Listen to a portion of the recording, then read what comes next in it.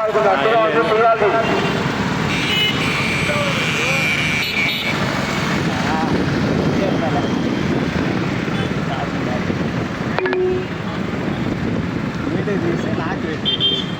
100 meters, turn left toward Vijayawada Bypass Road.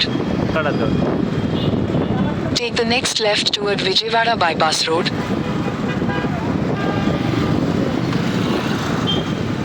పూజా దంపతులు త్వరగా రావాలండి. పూజా దంపతులు